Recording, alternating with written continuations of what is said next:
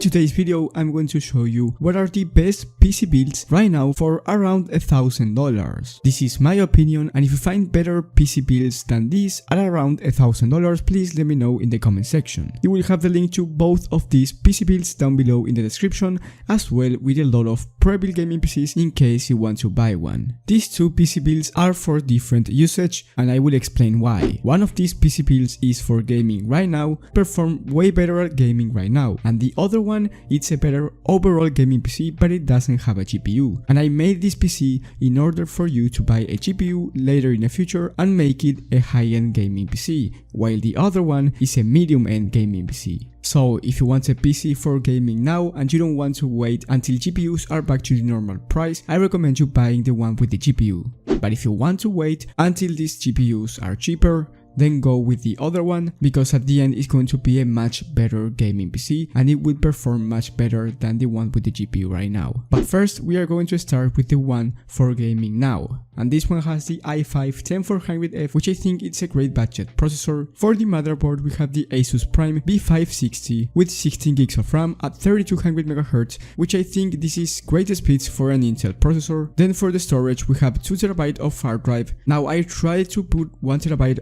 of SSD instead, but it was too expensive, so I decided to put 2TB of hard drive. For the GPU we have the MSI GeForce GTX 1650 Super, and the 1650 Super I think is one of the best budget GPUs right now, considering that the pricing is pretty expensive for every GPU. This one is around $524, which I think is still pretty expensive for a GPU like the 1650 Super, but you are not going to find any cheaper if you can't find it on discount on eBay. For the case, we have a Semi 3D ATX mid-tower case, and this one is a budget option with a front mesh panel, so the airflow overall for this tower is going to be great. The total price will be $1,033, and if you want to spend less than this, I recommend you downgrading the GPU to a 1650 instead of the 1650 Super. But if you don't want to downgrade the GPU, you can downgrade the RAM to 8 gigs with dual channel of course, or maybe the CPU to an i3 11th generation. But I think this is the best build that you can get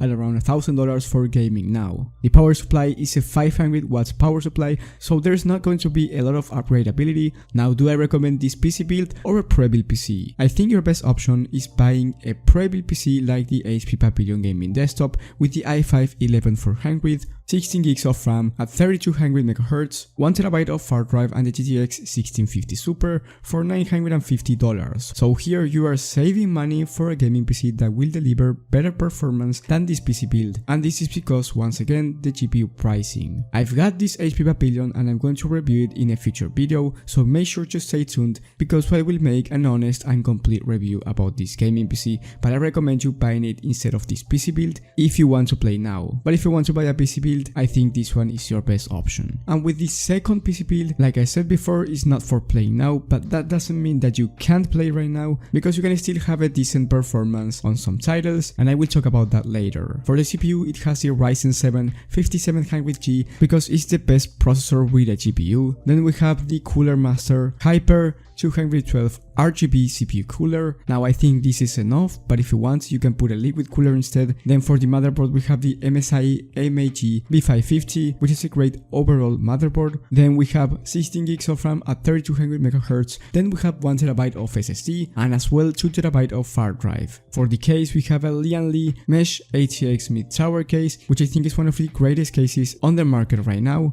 and you also have an 850 watts power supply that is designed for you to upgrade with a high-end GPU. Now, like I said before, this PC is not designed for gaming now, but if you want to game now, this gaming PC is going to average more than 144 FPS average in esports titles like CSGO and Fortnite, so it's not necessarily that bad, considering that you can have a decent performance right now, and in the future, where GPUs come back to the normal price, hopefully you can get a 3070 Ti for $600, so you will be able to get a gaming PC for $1,600 with the 3070 Ti and these components, which I think it's a high-end gaming PC, and this is why I made this PC build. So that was my whole video around these two PC builds. If you found it helpful, please leave a like and subscribe, but most importantly hit the bell button so you get notified when I upload this video about the HP Pavilion that you may want to see it, because this HP Pavilion is $750 right now, and believe me that it performs really well for the price, and you will see that on my video. Thank you guys for watching, thank you for the support, and I will see you on the next one.